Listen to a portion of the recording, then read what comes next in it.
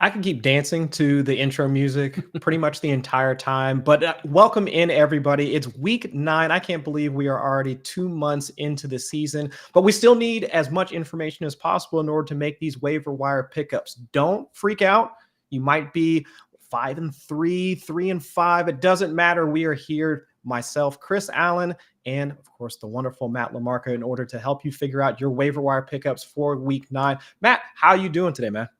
I'm great. It's a very busy time of year to be in the sports industry, but it's also just a wonderful time of year to be a sports fan, right? We had the sports equinox yesterday. You had all 4 of the Yeah. major professional sports taking the field, and we've got another big day of action today between the NBA, the MLB, and of course, some waiver wire submitting for our fantasy teams. Exactly. And we've been so busy. I mean, I couldn't even remember which shows you're on, like on a daily basis. We were just talking before we kicked off this waiver wire report for today. I mean, they're like, to your point, we've got NBA stuff going on, baseball stuff going on, and of course the NFL. The Shield reigns supreme over all. So, I mean, let's go ahead and dive right into it. For folks that aren't aware, I mean, each week on FantasyLife.com, our own Kendall Valenzuela puts together a wonderful waiver wire report in order to help you make some of those tough decisions that you might have regarding how to make the changes to your roster. Gonna go ahead and pull them up, pull that article up right now to kind of thumb through it. But for folks just joining the chat, drop whatever questions that you have for myself and LaMarca, and we'll answer them as quickly as possible. And we'll showcase some of our tools. I mean, we've got our own knowledge. We have our own opinions and data and facts to back up how we would approach your roster decisions.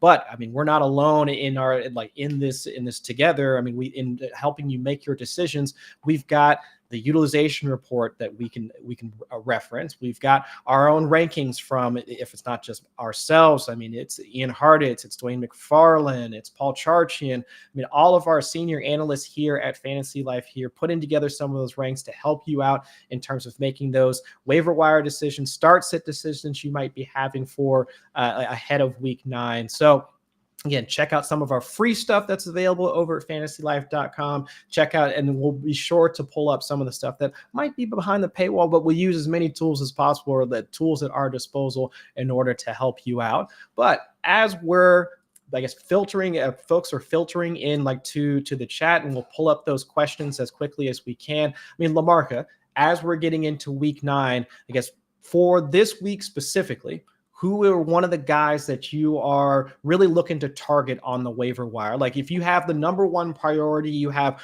all the fab budget in the world, who is your number one waiver wire target for week 9 as of right now? Yeah, if he is still out there in your leagues, and it looks like he is at about an 80% clip, Cedric Tillman, I think, is the unquestioned top ad of the week. You look at the Browns passing game, and just everything has broken in Tillman's favor, right? He's gotten the quarterback upgrade with Jameis Winston, who is willing to push the ball down the field. We know he's a bit of a risk taker at quarterback, and that can lead to huge things for his receivers.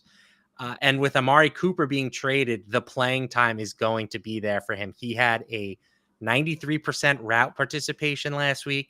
He had a 24% target share for the second straight game.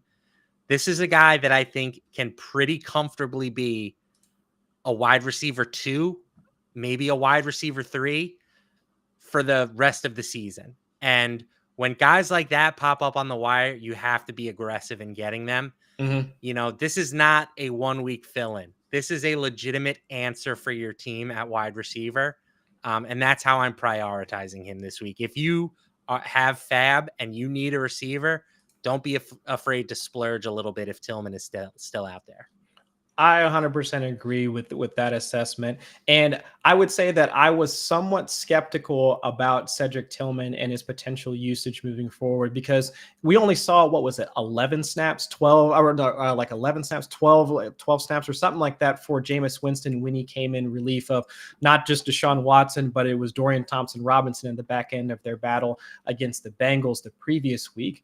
But the one thing that I was going to at least try and hang my hat on from a usage standpoint was the fact that he was once Jameis Winston came in, he was used at all levels of the field. Like he was used on a quick slant, like running across the middle of the field, hitch routes like on the outside, and of course a deep post. So like he was getting most of the receiving work that we would want to see from a wide receiver one. And at least that lent a bit more credence to the idea that if Jameis Winston was going to take over for the starting role, like that would at least give him some level of, or give us some level of confidence that he would be the team's wide receiver 1A, 1B, like somewhere in there. And I'll go ahead and pull up our utilization report, like the game logs, like real quick, if I can tech lord over to it. So these are one of the things that you can get on a weekly basis. Like if you are subscribed to fantasylife.com, Dwayne McFarland, like the head of like the utilization report and like one of the generators of this wonderful tool.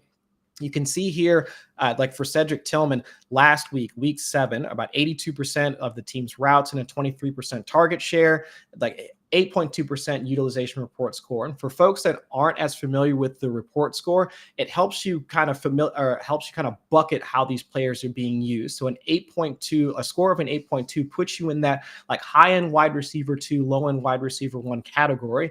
And again, that was just based off his usage with all 3 quarterbacks like being used like for the Browns in week 7. And now, of course, in week 8 with Jameis starting, we see 93% of the routes, over 20% target share.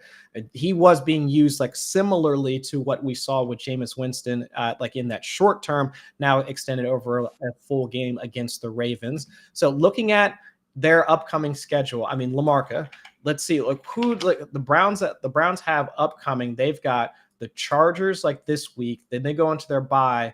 New Orleans, Steelers, and then the Broncos like over their next like 4 games. I mean, I'm with you. I think those are like solid matchups that I would want to at least a couple of them. The Chargers, Pittsburgh might be a bit of a battle, and of course Denver with Patrick Surtain. But at least over that, I do agree that those are the at least for Tillman, he's the type of guy that I would want to be targeting on the waiver wire. Yeah, and just shout out to Dwayne. The utilization report and the tool that he has built around it, I think is the best tool in the entire industry. I use it for fantasy, I use it for betting, I use it for just enjoyment and entertainment purposes. Like it's that good. But yeah, the upcoming schedule is not the reason to get excited about Coleman. It's just like the long-term productivity, right? There are other guys out there that maybe you could say, oh, I can get a similar production from him this upcoming week. But, in terms of like fantasy points over the rest of the season, I feel very confident that, among guys that are just widely available at the moment, Tillman's going to be the best of the bunch. I agree. All right. And so now I'm starting to see a few questions over in the chat. So let's go ahead and pull this first one up from Turchan. It's like, who's the better start this week? Tillman against the slow-paced Chargers team, or Xavier Worthy versus a Bucks D that's likely is faster pace? And I'll tee this one up for you, Lamarca. I'm thinking about it like this. So Xavier Worthy just this past week, like we did see like a slight uptick in target share, like for Tillman for Xavier Worthy. And that was like with like DeAndre Hopkins, like also like still involved. So about like 24% of like the targets, 24% of like Patrick Mahomes targets just this past week. So I can understand like going up against the Bucks defense, like wanting to start him. But do we have the same level of confidence that that's going to hold for him? Or would you still go with Tillman, who, like we were just talking about, had such an excellent day against the Ravens defense?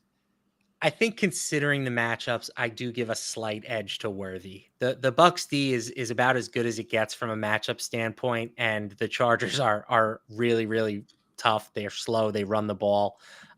This is the second straight game where we've seen Worthy kind of as a featured part of this Chiefs offense. And I do think that Hopkins is going to continue to grow into a bigger role, right? He was only on the field for roughly 33% of the passing plays last week for the Chiefs. That number will increase.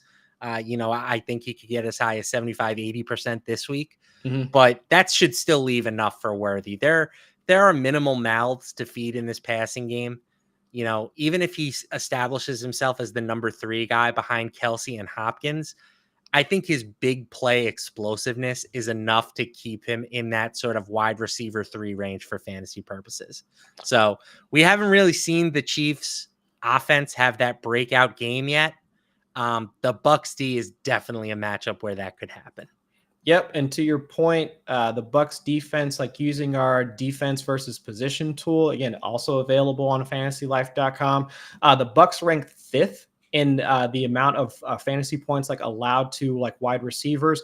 Chargers all the way down at, I have to keep scrolling in order to find them, 32nd in terms of like fantasy points allowed like to wide receivers. So I would agree that Xavier Worthy, like while we haven't really seen that deep connection that we expected from like Patrick Mahomes and Worthy, him being like the fastest wide receiver, broke the 40-yard time at the combine and so on and so forth.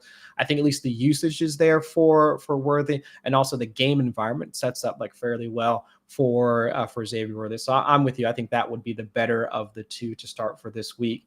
All right, so moving on. Let's see. We got Miggy Smalls like coming in on the next question. So, sup, fam? That. What's going on, Miggy? Who is a better QB stash to back up Baker, Justin Herbert or Drake May? Now, Drake May that did go down with what looked like a concussion just this past week, only played, I think he went out in what was the first quarter, if I'm remembering right, or like fairly early in the game. So I don't know if we can assume he's going to be out for week 9 or not, but let's assume health, and either way, hopefully Drake May is back up and on the field as soon as possible. But between those two, Herbert or Drake May, like who would you pick? The fact that this is even a question is a testament to just how boring of an offense Jim Harbaugh runs. But I do think that even though Drake May has been better than expected, he's been providing some fantasy value, particularly with his legs. Mm-hmm. I think that's the part of his game that's the most slept on, right? He was in the 95th percentile in terms of 40-yard dash time at the quarterback position. Like Drake May can boogie a little bit, but we're seeing the Chargers start to throw the ball a little bit more these last couple of weeks. Herbert had over 300 yards against the Cardinals. He had a couple of passing scores against the Panthers. Obviously, these are very favorable matchups for Justin Herbert, but I still think it's just too early for me to say Drake May is going to be a better fantasy quarterback than Herbert. We've seen such a high ceiling from Herbert in years past. Even in this offense that sort of neuters his skill set a little bit, I still think he's pretty comfortable as a QB too.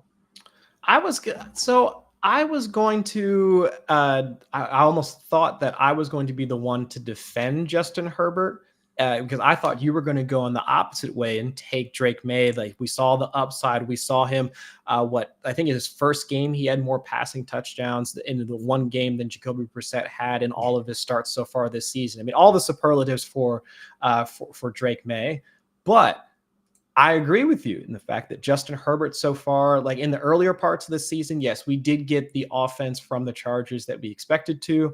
Their drop back rate over expectation over the first 4 games were all negative, like -3%, -10%. I mean, the passing rates were low as we thought it was going to be coming into the season, but last 3 games are coming out of their bye, all positive, drop back rates over expectation. And to your point, we've seen Justin Herbert put up from a passing yardage standpoint, like the totals that commensurate with a QB that you would want on your roster. And also upcoming schedule for the Chargers. So they've got Cleveland, the Titans, Cincinnati, which is should be a favorable matchup. Then also Baltimore, who we just saw Jameis Winston dunk on for over 300 yards. So I think the schedule allows for a higher end QB1 or QB type performances. And of course, with Justin Herbert in the pocket, we should expect the similar type of efficiency. And also seeing Ladd McConkey go off. I mean, if the team has a wide receiver 1, they want to pass more. Yeah, I'm with you. Between those two, I think I lean Herbert. But all right, so let's see. We're still getting a few more questions in the chat. And again, appreciate you all stopping by. Chris Allen, Matt Lamarca here at FantasyLife.com. Again, get as many questions in. So as for the week 9 waivers, and even just to help set up your team, make sure that you're ready for the stretch run. I mean, we are kind of getting pretty close to the fantasy playoffs, or at least that's starting to should become a factor in most folks' minds. But give us as many questions as you can, and we'll try and get to them as quickly as possible. We got another one here from Tyler Hammond. Drop Juwan Jennings for Cedric Tillman, 10-team full PPR. And Jennings was out just this past week against the Cowboys with the hip injury. Tillman's on the uprise, especially with Jameis Winston under center. I mean, LaMarca, where are you at with this one? I think I lean Tillman just for all the stuff that we talked about him. But I mean, with the 49ers offense like really clicking so far, even without having most of their playmakers there, I mean, how would you go about with this particular question? I'm going with Tillman here. I mean, Juwan Jennings is a guy that should be rostered in most leagues. I think that if you're debating between Jennings and Tillman, like you have a pretty good roster, most likely. But the upside with Tillman, I think, is just far superior. He's a guy that if he hits his ceiling, he is the unquestioned top receiver for an NFL team, right? Juwan Jennings, maybe he's the number 4 option in the San Francisco passing attack. You know, if Christian McCaffrey comes back following the team's bye week, which we'll see if that happens. Yeah, he's going to be behind, McCaffrey, Deebo Samuel, and George Kittle in the passing attack. Jennings, of course, had that huge blow up game earlier this season, but I think that's clearly an outlier performance. I would side with the upside of Cedric Tillman, especially if you're talking about a guy to have on your bench. I just think that the upside scenario is significantly higher. Yeah, and I think excellent context provided by Tyler in that it's a 10-team like full PPR league. I mean, if this was more of a deeper format, like your standard 12 or even deeper like 14-teamer, I could understand at least having to make that decision between the two. But I would at least make the assumption on a 10-teamer, you at least have some sort of flexibility on your roster in order to drop players that have that type of injury concern and or usage concern that Juwan Jennings has, like being, to your point, potentially the 4th option for the 49ers pass catching group. And again, I'll reference our utilization report. I cannot reference this enough.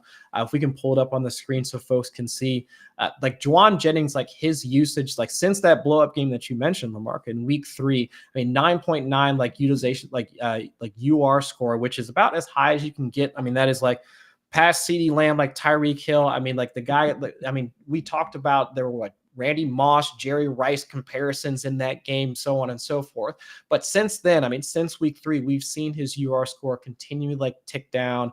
And now to the point where from an injury standpoint, there's also the health concerns as well. So if there is at least some optimism that we'll see Christian McCaffrey back coming out of the team's bye, and on top of that, still have George Kittle, let's assume that Deebo Samuel will continue to get healthy. I mean, I was surprised he was able to play just this past week after being hospitalized with pneumonia. Like just a quick aside, LaMarca, I don't know about you, but if I had pneumonia like 5 or 6 days ago, I would not be out there like running at all. I would not be running, more or less be out there getting hit by other professional athletes like 5 or 6 days later. I don't think I would sign up for that. That's just me personally. I don't care how much you're paying me. I don't think I'd be doing that. But I think the point being, at least for Juwan Jennings, specifically, one, you have to wait at least 2 weeks in order to use him because the 49ers are going into their bye. And then 2, once they come out of their bye, there will be some usage concerns considering that they'll have Deebo, they'll have Kittle, they should have CMC back. At least for right now, we do know we can use Tillman. So I'd rather have Tillman on my roster than Juwan Jennings. I think that makes the most sense. But do you agree? Completely agree. And yeah, the Deebo clearly built a little bit different than me. 100%. Because I think I'd probably still be in the hospital if I had pneumonia. So I don't even know if I'd be able to set my fantasy roster if I had pneumonia, much less be able to play actual football like Deebo. But man, like I know the kids use the phrase like built different. Like that man is like clearly like built different than us. But yeah, like again, appreciate like some of the questions so far. I mean, continue to like as folks like come in, like drop your questions in the chat. And as you've seen, like LaMarca and I will go through, answer them as best we can using the plethora of tools that are available for us at FantasyLife.com. I mean, whether it's the waiver wire report from Kendall Valenzuela that should be available to you for free, go ahead and check out the site. It should be up there like right now as one of the main articles available to you. We've also got the utilization report. We've got the game logs. We've got our rankings. We've got everything that we could potentially pull down in order to help you make some of those decisions. But as we're getting in a couple of questions, so LaMarca, another question for you. Yeah. We've got guys that we want to pick up, but do you have anybody on your roster that you're thinking that I got to cut this guy? Like you've been waiting to see some level of development. You've been waiting to see if like things break their way. I mean, is there anybody like as of right now that's just been sitting at the back end of your roster and you're just like, I can't do it anymore? I know at least a guy for me that kind of fits into that. I'm wondering if I should wind up cutting like Wan'Dale Robinson. I know like for like from PPR scoring, like he was great. And like we had a few games like here and there, and I know that like I'm rostering the Giants like wide receiver too, so it's bad on me. I get that, folks. I get it.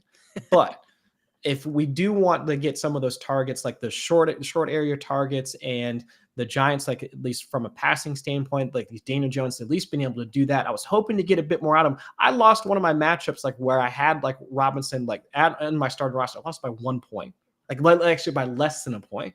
Like, so at least for me, like he's one of those guys where it's like, I'm not even getting the same types of targets that I was getting a couple of weeks ago. So I'm just looking to get rid of him off of my roster and see if I can get a guy like Tillman or pick up some of these other guys that Kendall referenced in her wonderful article for this week. But is there anybody for you specifically that you're just looking at them? They've been sitting there for a while. You're hoping they would pop. You're hoping they might be able to provide a spark, especially for some of these bye weeks coming up. Anybody like that stick out for you? So one guy that I have had stashed that I was, tentatively penciling in for a late season breakout is Trey Benson. Yeah. Cardinals rookie running back. They took him in the 3rd round of the draft. James Conner, free agent this offseason. And with the Cardinals not really expected to contend, it seemed like an obvious trade to be made. James Conner to a running back needy team, somebody like the Dallas Cowboys. And that would have potentially opened the door for Benson to take over the starting job in Arizona and potentially be a starting fantasy running back down the stretch. Mm-hmm. That scenario kind of looks less likely by the week. The NFC West is wide open. I mean, the Cardinals, I believe, are currently in first place. Yeah. So they are playing for more than we thought would be the case. And I think that that's going to be a tougher sell to their fan base, shipping out a player like James Conner when a playoff spot is, within grasp. So I am, if you need the roster space, I think you can probably cut ties with a guy like Trey Benson. I think the premise was good.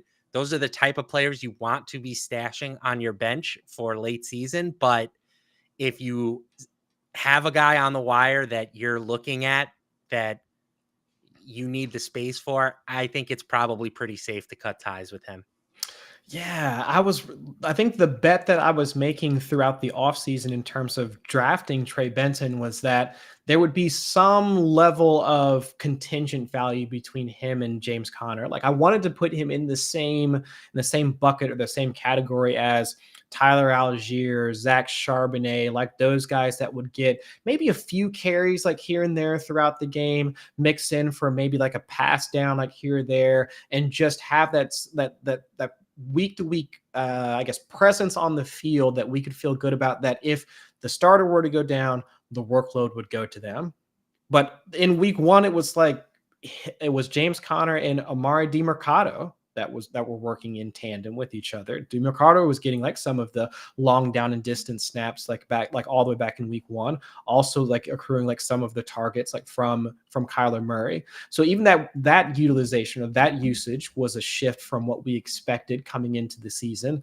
So with Trey Benson specifically, I'm hard pressed to believe that unless an injury occurs like to James Conner, which, looking at his history, I know folks might want to make that same bet. But if we are like 8 weeks, 9 weeks into the season, haven't seen it yet, DiMercato is still mixing in here and there, like throughout the game. We've seen less and less of Trey Benson. Yeah, it's the easier sell for me to try and move on from him, maybe pick up a guy with a bit more upside, or at least try and make a stash for a player that might, like, let's see, we've got the trade deadline coming up. We might see a couple of running backs get moved. So I would say like guys that like Khalil Herbert, like for the Bears that might have some trade interest. I mean, Rico Dowdle, apparently, since he was made inactive. Actually, I want to get your thoughts on that one too, because did you see some of the videos of Dowdle like coming out and signing signing autographs and people's stuff like after he was announced inactive? It just seemed like really bizarre for them to switch from having him be the more or less de facto starter, and then it's Zeke, it's Hunter Lupke, but Dalvin Cook. I mean, none of those guys were fairly effective. I guess, like, do you have any sense, or do you have any sort of like level of confidence that they might even try and go back to Rico Dowdle? Because that was one of the more bizarre, I guess, pieces of news to come out on Sunday night. And now I'm just kind of like, so can I even start him, or like one of those two? Like, I don't even know what to do with him. The Cowboys are a mess. And I think deep down inside, they were really hoping that Dalvin Cook was going to come in and save their season at the position. Apparently just ignoring everything that Dalvin Cook did last year with the Jets when he was doner than done. And certainly he did not look any better in his first stint with the Cowboys. So Dallas may just be out of it at this point, but if they are still looking to contend, I do think that they seriously need to consider bringing in another guy. Dowdle is the best option that they have, but he is far from secure in his job. Yeah. All right, so let's keep it pushing. Again, appreciate all the questions so far. Like I'm seeing some more and more like pop up in the chat. So appreciate like all the interaction so far, and we'll get to as many questions as possible. And from our own Jake Trowbridge, what's going on, Jake?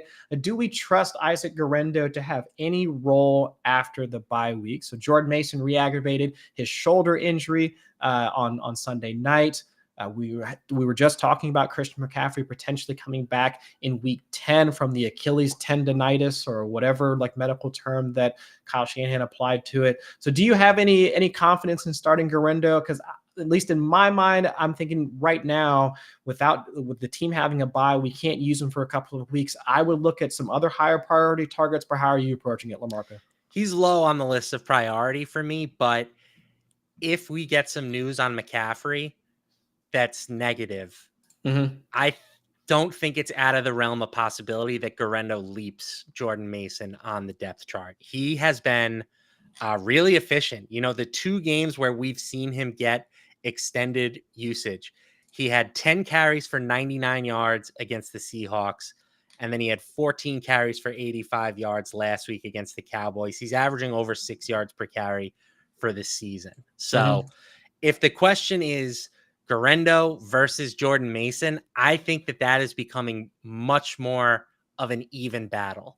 The big X factor, of course, is that once McCaffrey comes back, all of the 49ers running backs pretty much go to zero. Agreed. You know, unless you think they're going to be as good offensively as they were in years past, where maybe there's enough garbage time for somebody to come in and be the sort of goal line or the mop-up duty specialist. I just I don't see a huge long-term play upside with Guerendo. I think that, you know, he probably deserves to be owned at this point, and he is only 6% owned in Yahoo leagues, but I'm not going out of my way to make a big play on him. I agree. And if you can see our waiver wire tool that's available on fantasylife.com, like up right now, we do have like Guerendo listed as a low priority ad for week 9. And if you can get them for cheap, like $1, and the suggested fab rate like for this one is about 8%. So if you get them on the cheap, okay, fine, stash them, see what happens. Like again, after the team's week 9 bye. But other than that, I mean, you're really just like you're banking on CMC potentially like coming in and being either a little bit rusty, or hearing some sort of news that he's not going to get the full complement of snaps. And again, we still have to wait 2 weeks in order to be able to use any of them. So again, if you can get him from cheap, okay, fine. Otherwise, I would say let him be somebody else's problem. All right. Can I ask you a question? Yes, sir. Chris? How are you now? Again, this is sort of a more shallow league question, but in leagues where Tyrone Tracy is available, how aggressively are you pursuing him? Because he obviously looked tremendous on Monday Night Football against the Steelers, but he picked up a concussion late, is apparently in the concussion protocol, and that could impact his availability for this specific week. So I still think he's a clear buy. I think that his job as the Giants RB1 is going to be safe as soon as he comes back into the lineup. But Yep. with the prospect of him sitting out a week, how aggressively are you targeting him on the wire? So I would say almost along the same lines of what you were thinking regarding Garendo, where it's like for Garendo, we're not seeing a long play, like a potential for an increase in usage, like once CMC comes back. I would say on the flip side of that same coin for Tyrone Tracy, I could see him like having a larger share of the touches once he does come back. And even after Devin Singletary came back to the lineup, and we just saw that last night against the Steelers.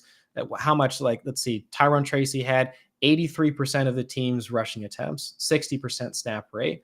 And that was with Singletary back and healthy. It's not like this was his first game back. And also looking at the Giants' schedule. So let's say he misses their Week 9 game against the Commanders. Commanders actually played like fairly decent defense, like just this past week against Caleb Williams and company. But then look ahead to Week 10. Like, who do the Giants get? They get to play the Panthers.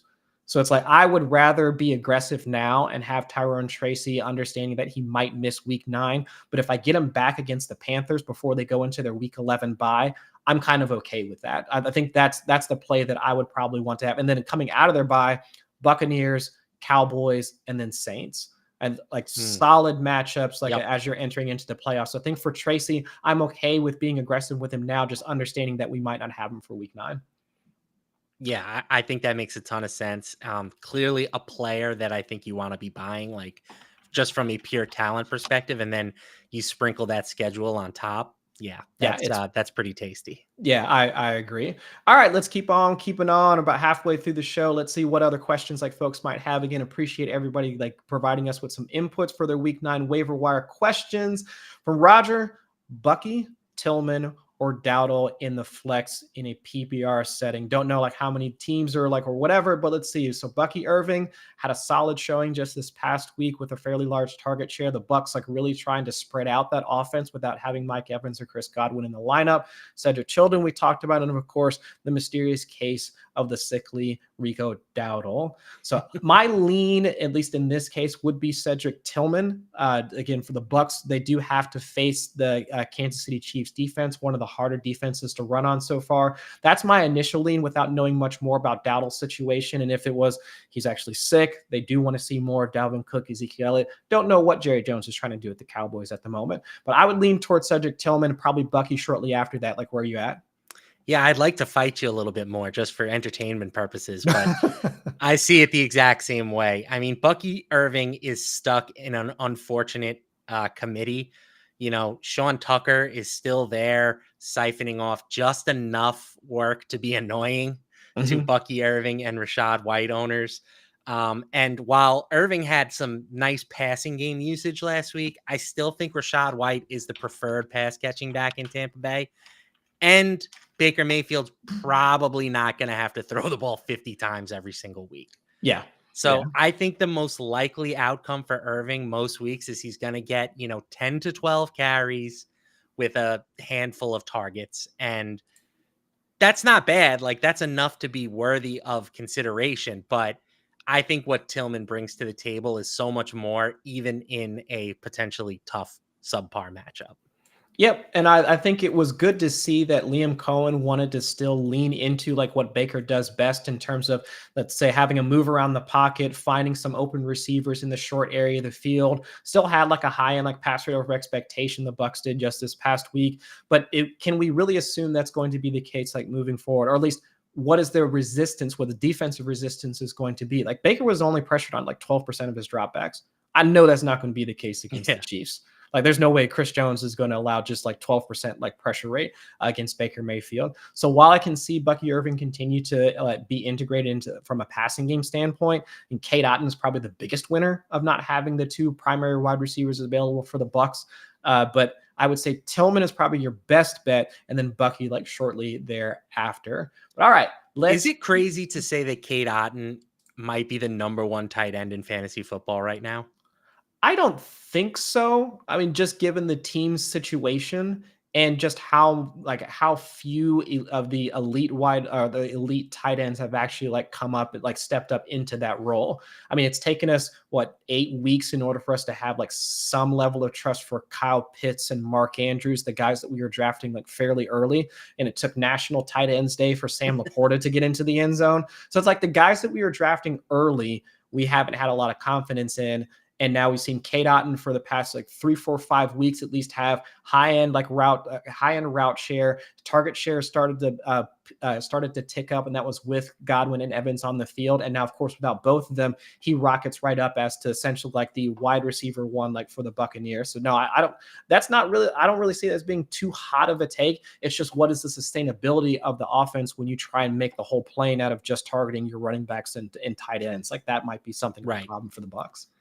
Yeah, and just to go back to Dwayne's utilization report score, in the last 2 weeks, 9.3 and 9.8 out of 10. That's So insane. yeah, he top 6 PPR score at the position each week. He was number 1 in week 8.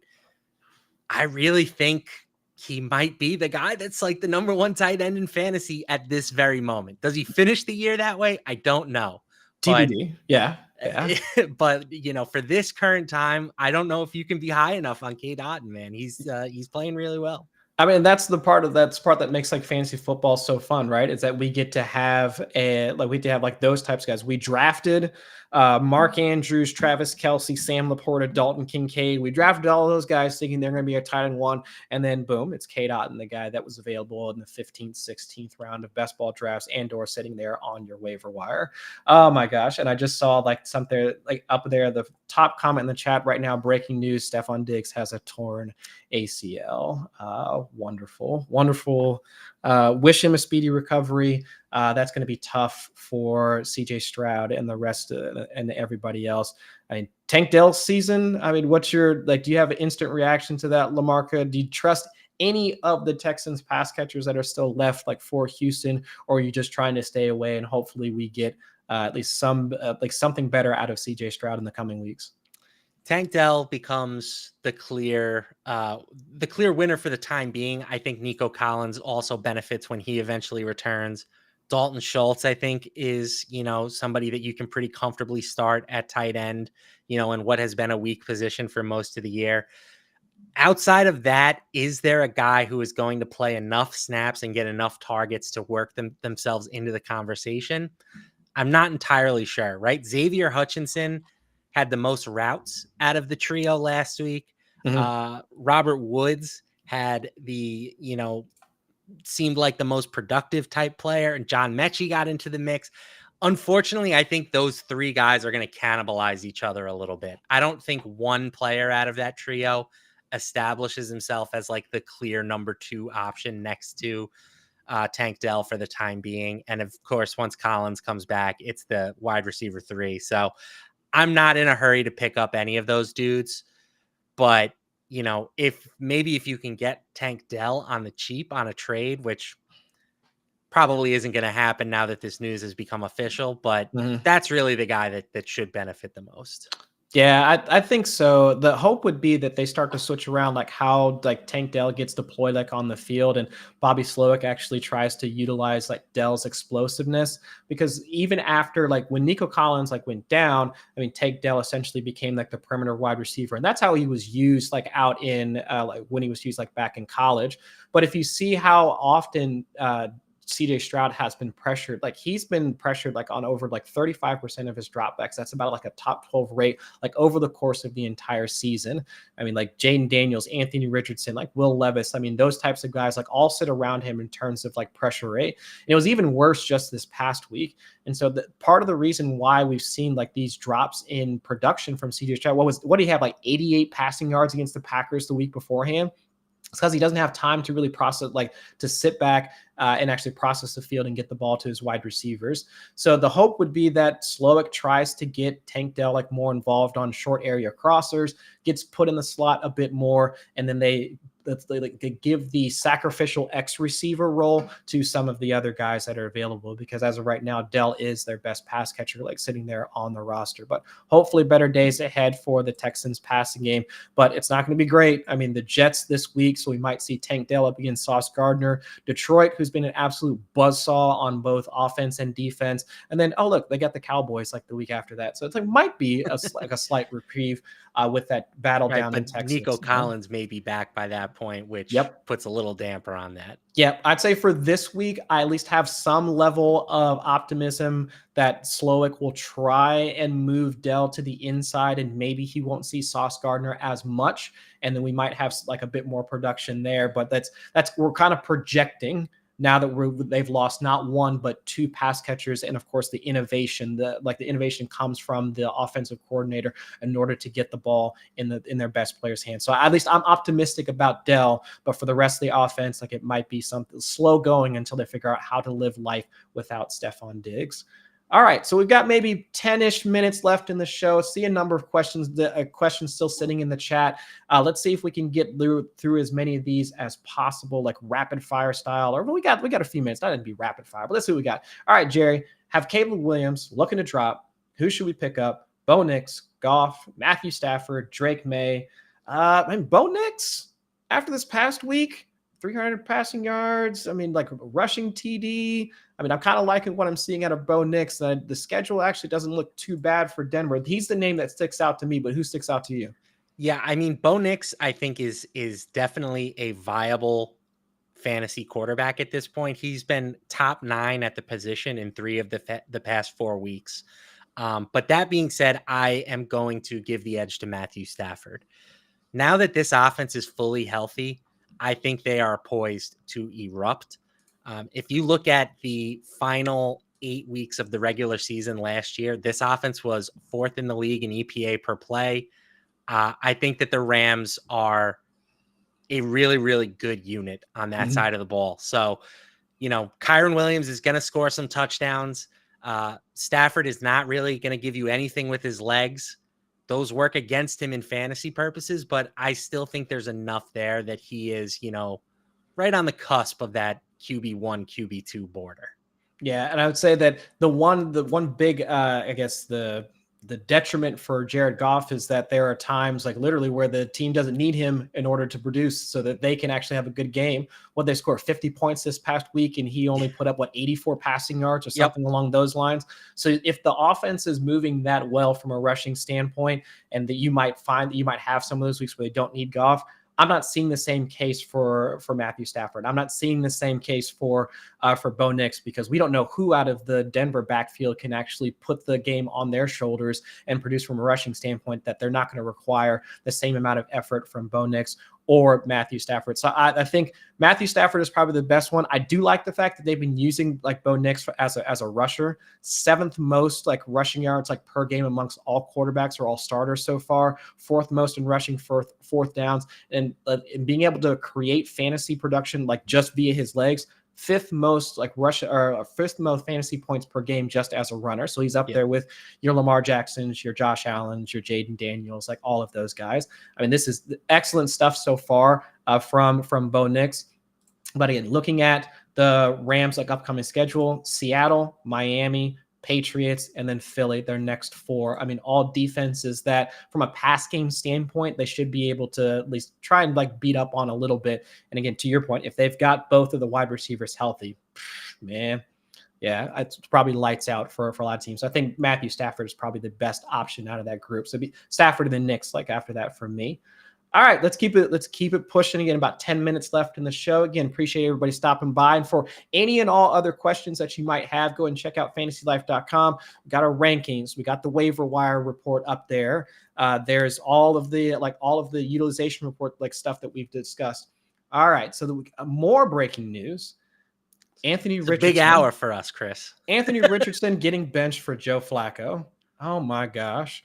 I don't know how I guess I don't know how to parse this. The fantasy side of me understands that so far Flacco has been the better quarterback option for those wide receivers. We saw Josh Downs like having like better games with Joe Flacco under center versus Anthony Richardson. Michael Pittman being the guy that we expected him to be when we drafted him. I mean, we even saw some shots like down the field to Alec Pierce, like AD Mitchell, even though I think he dropped like a couple of them. But it's just like the offense was working as intended when Joe Flacco was under center. Anthony Richardson just wasn't it. Over 30% of Anthony Richardson's passes came on throws of 20 air yards or more. That was and he had the highest production of passing yardage that was just on deep balls versus any other type of pass than any other quarterback like in the league. So it's just, I get it. You have that level of volatility to Anthony Richardson's game. I know I know he needs the reps. I know he's had only 13 starts at in college, and then he has maybe 6 or 7 to go to pair that with in the at the professional level. But I can understand if they need to sit him down, maybe work with him, maybe go through more of the fundamentals to get him from that point. I understand that person. Hopefully we see him back on the field at some point. But LaMarco, what are your thoughts from a fantasy standpoint, just with this news? It's just the right thing for the Colts to do. You'd like to say that it's a bad thing if you drafted Richardson, but honestly, the fact that you're not going to be starting him anymore is probably a good thing, right? Yeah. QB3 in week 1. Since then, he has yet to crack the top 20 at the position. So it's been brutal for him. Meanwhile, Flacco in each of his 3 starts has been at least QB 18, including a QB4 finish in week 5. The pass catchers see a major bump. I think it helps the offense just in general in terms of being productive and scoring more points. And, just to give a quick shout out to the Betting Life show, which I do with Matthew Friedman on Mondays, he has Flacco as the clear better quarterback at this point in his QB ratings. It's the right move for a team that's trying to contend. And, I don't think this is the end of Richardson. We'll see him again at some point, but certainly he needs more experience and he needs a little bit more seasoning. And Flacco gives him a better chance to win right now. I completely agree. And of course, we have a question from our own Lori about Anthony Richardson, how she should proceed. I mean, Richardson and Herbert, which again sounds like, that's easy decision right now, Lori, right? I mean, we've got the news that Richardson's not even playing right now. So it seems like Justin Herbert, with all the superlatives we talked about Herbert beforehand, more higher pass rate over expectation for the Chargers since coming out of their bye. We've seen Herbert hit those 300-yard passing games. Haven't yet to see that from Anthony Richardson. I think slam dunk decision. I like easy questions like this, more easy questions like that from folks in the chat. I appreciate that. Are you stashing Richardson if you own him? I personally think you can probably just cut him. And if you can get somebody like Nix or Stafford, or even I would take Jameis Winston over Richardson right now, if he's available. Unfortunately, it would be one thing if the upside was there, but we haven't seen it consistently enough to justify stashing a roster spot on a guy who may not play again this season. Yeah, and then even if he does play, which matchup would you feel comfortable about him starting? So let's say he's not going to play this week against the Vikings. Would have been a bad matchup anyway. The next week after that, they play against the Bills. Not a great one either. Then the Jets after that. So let's say it's a 3-game stretch without Richardson. Week 12, they play the Lions. Week 13, they play the Patriots. Then they go into their bye in week 14. Week 14 buys are horrific, by the way. Worst. Week 15, so let's say you want to start him in the playoffs against the Broncos. Absolutely not. Absolutely not. So no, there is no scenario where I would see myself wanting to stash Richardson at this point. I would say just let's give it to Flacco. Josh Downs pointing way up in terms of his value, moving forward. He's out targeted Michael Pittman in multiple games since coming back. I'm with you there. I'm just not even doing it. All right, let's get a couple more questions in, then we'll wrap things up for today. Again, appreciate y'all stopping by and checking out myself and Mr. Lamarca. But what we got. So again, another question from Tyler. Thanks, guys. London and Amon-Ra are starting wide receivers. Got Deontay Johnson-Diop as well, looking for upside and possible trade bait. Speaking of trade bait, we might see Deontay Johnson get traded at some point over the next week or so with all the news that's been going around. So appreciate the thanks, Tyler. Happy to answer any other questions you might have. All right, let's keep it on and keep it on. What else we got here from the chat? May, AR, and Winston. So we can toss out one of those guys immediately. So really now it comes down to Jameis Winston or Drake May rest of the season. I lean Jameis, just given the pass catching weapons. But where are you at between those two? I lean towards May, but that's contingent on him being available this week, right? Mhm. Like if May is out, then you obviously can't play him this week. You go towards Jameis. But I think that I've been more impressed with May than I was expecting. I think he's been, specifically for fantasy purposes, he's been pretty good. Yeah. I can go with that. I guess the only like the tiebreaker is as I can understand like May has like the rushing production, but I would say that the quality of receiver is greater for Cleveland. Even without Absolutely. Amari Cooper, we even saw like last week Elijah Moore like popping up for multiple targets and getting downfield. And of course, like David Njoku from the tight end standpoint. So I'd say that's where like I would lean a bit more towards Jameis Winston, but from a rushing standpoint, like you can never doubt the Konami code. So I completely get that. All right, couple more and let's roll on out of here. What do we got here? I think we got a couple. I see one from Rahul, like Ramesh, like choose 3 wide receivers in a flex, please. Like, would you start Cedric Tillman, Keon Coleman, McConkey, Bucky, or McBride and Kelsey? So choose 3 out of that group. I like those first 3, to be honest. Cedric Tillman, Keon Coleman, who we've seen like work in as the team's like wide receiver 1, like 1B, like somewhere in there, like next to Khalil Shakir and Lad McConkey we just saw pick up. Those are the 3 that stick out to me. But does anybody else like stick out to you right now? I would probably play both tight ends. I think I lean towards McBride and Kelsey, one at tight end, one in the flex. I like Tillman and I really like McConkey. Keon Coleman definitely deserves to be rostered, but Amari Cooper is looming. So I agree. All right, everybody. Appreciate all the questions. Again, if you have additional questions, hit us up on Twitter. I'm at Chris Allen, FFWX, Matt LaMarca, at Matt LaMarca on X. But for right now, we've got to wrap things up. Go ahead and check out all the content that's available on FantasyLife.com. Waiver wire report available. Utilization report should be out there. Ranking should be up live on the site here within the next 24 hours. Again,